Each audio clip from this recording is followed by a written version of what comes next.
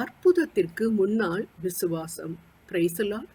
Abraham தம் வேலைக்காரர்களை நோக்கி, நீங்கள் கழுதையோடு இங்கேயே இருங்கள், நானும் பையனும் அவ்விடம் போய் தொழுது கொண்டு உங்களிடத்திற்கு திரும்பி வருவோம் என்றார் என்று நாம் தொடக்க நூல் ஆதியாகமம் 22:5 வாசிக்கின்றோம்.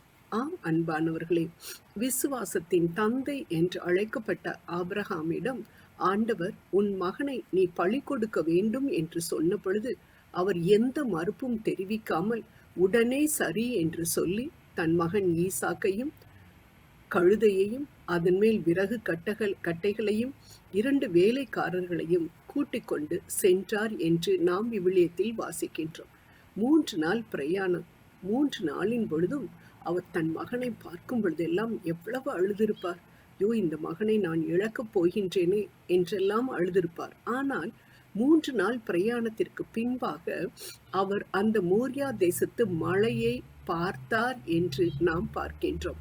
அந்த மலையை பார்த்தவுடன் அவருக்கு அந்த இடத்தில் தன் மகனை பலியிடப் போகின்றோம் என்ற நினைப்பு வந்து மிகவும் அழுதிருக்கக்கூடும். ஆனால் அதே சமயம் ஆண்டவரையும் அங்கு அவர் பார்த்திருப்பார். ஆண்டவர் அவருக்கு செய்த நன்மைகள் அனைத்தையும் அவர் நினைத்து பார்த்திருந்திருப்பார்.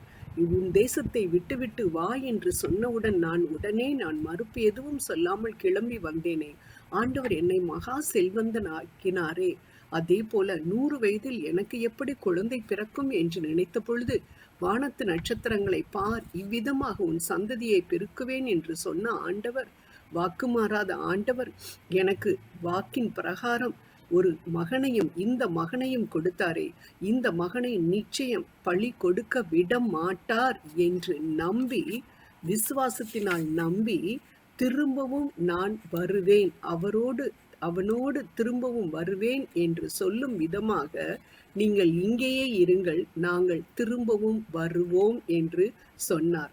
ஆம், கவுண்ட் யுவர் பிளெஸ்ஸிங்ஸ் என்று சொல்வது போல அவர் இப்படிப்பட்ட விசுவாசத்தை பெற்றதற்கு காரணம், ஆண்டவர் தனக்கு செய்த அனைத்து நன்மைகளையும் ஆசீர்வாதங்களையும் நினைத்து பார்த்ததுதான் அன்பானவர்களே.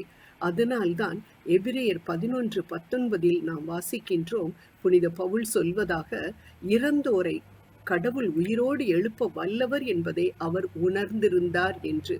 உணர்ந்தது மட்டுமல்லாதபடிக்கு அவர் தனது செய்கையிலும் அதை காண்பித்தார், தனது வார்த்தைகளாலும் அதை நிரூபித்தார். அன்பானவர்களே, இந்த நேரத்தில் நம்மை நாமே ஆராய்ந்து பார்ப்போம். இப்பொழுது உங்களிடமும் என்னிடமும் ஆண்டவர் தோன்றி, இதோ உனது மகனை நீ எனக்கு ஊழியம் செய்ய அனுப்புவாயா?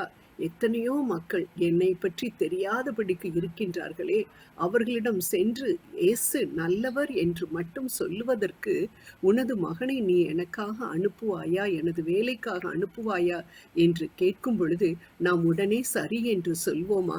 ஆண்டவரே, இதை நீங்க தான்ப்பா கொடுத்தீங்க, இதோ தாராளமா என் பையனை அனுப்புறேன் அப்படின்னு சொல்லுவோமா? இல்லாட்டி, ஆண்டவரை இப்பதான் வேலையில போய் சேர்ந்திருக்கான், நல்ல சம்பளம், இந்த சம்பளத்தினால நல்ல வேலை பார்க்கறதுனால கொஞ்சம் நல்லா வீட்டுக்கு தேவையான எல்லா காரியங்களையும் செஞ்சுட்டு அவனை நிச்சயம் நான் அனுப்பி விடலன்னு நான் சொல்லலை, கட்டாயம் நான் அனுப்பி விடுறேன் ஆண்டவரே என்று சொல்வோமா? அன்பானவர்களே, ஆபிரகாம் சோதனையில் ஜெயித்தார், அதனால் சந்ததியை பெற்றுக்கொண்டார். நாம் எப்படி இருக்கின்றோம் என்பதை நாம் ஆராய்ந்து பார்ப்போம். இப்படிப்பட்ட வார்த்தைகள் வந்தது என்றால் நிச்சயம் பெரிய ஊழியக்காரராகிய நமது ஆண்டவரிடம் இருந்து அநேக ஆசீர்வாதங்களை நாம் பெற்றுக்கொள்வோம். பெரிய பெரிய சம்பளத்தை ஆண்டவர் நமக்கு கொடுக்காமல் போகலாம், ஆனால் பரலோகத்தில் அவருடைய முகத்தை தரிசித்து கொண்டு இருக்கக்கூடிய பாக்கியத்தை நமக்கு நிச்சயம் கொடுப்பார். அன்பானவர்களே, இப்பொழுது சம்பாதிக்கும் சம்பாத்தியம் எல்லாம் கடலில் கரைந்த பெருக்காயம் போல போய்விடலாம், ஆனால் ஆண்டவரிடமிருந்து நமக்கு கிடைக்கக்கூடிய இந்த ஆசீர்வாதம், பரலோக ஆசீர்வாதம் நம்மில் எப்பொழுதும் நிலை நிற்கும் என்பதை நாம் மறக்கவே கூடாது. அது மட்டும் இல்லாதபடிக்கு அவர் சொல்கின்றதை பாருங்கள், தொழுது விட்டு வருகிறோம் என்று சொல்கின்றார். எப்படி தொழ முடியும்? மகனை பலியிட போகின்றேன், அந்த இடத்தில் நான் வர்ஷிப் பண்ண முடியுமா? ஆண்டவரை என்னால் தொழ முடியுமா? சோதனையில் நம்மால் ஆண்டவரை துதிக்க முடியுமா? துதிக்க வேண்டும். நமது துதி ஏதோ பாடல்கள் மேடைகளில் ஏறி நின்று பிரமாதமாக பாடல்களை பாடி விளக்குகளின் மத்தியில் நின்று ஆண்டவரை துதிப்பதுதான் ஒரு துதி என்பது கிடையாது. நமது சோதனையில் ஆண்டவரே, இதோ எனது சோதனை, இந்த சோதனையை, இந்த துன்பத்தை தாங்கிக் கொள்ளக்கூடிய பலனை மட்டும் எனக்கு கொடுத்தருளும். ஏனென்றால் நிச்சயம் என்னை நீர் இதிலிருந்து வெளியில் வர எனக்கு கிருபை புரிவீர் என்று நம்பி நான் இந்த துன்பத்தை அப்படியே உமது பாதத்தில் வைக்கிறேன் என்று சொன்னால் மட்டும் போதும் அன்பானவர்களே. அதுதான் உண்மையான துதி என்று நாம் பார்க்கின்றோம். எப்படியென்றாலும் கிரகிக்க முடியாத ஒரு காரியத்தை செய்து நீர் என்னை துன்பத்திலிருந்து நீர் விடுவிப்பீர் என்று நாம் என்றைக்கு சொல்கின்றோமோ அன்றைக்கு நாம் ஆபிரகாமின் விசுவாசத்தை நாம் பெற்றுக்கொள்கிறோம். ஆபிரகாமின் விசுவாசத்தை பெற்றோம் என்றால் ஆபிரகாம் பெற்ற நன்மையையும் நிச்சயம் நாம் பெற்றுக்கொள்வோம் என்பதில் சந்தேகமே இல்லை. ஆமென். Praise the Lord.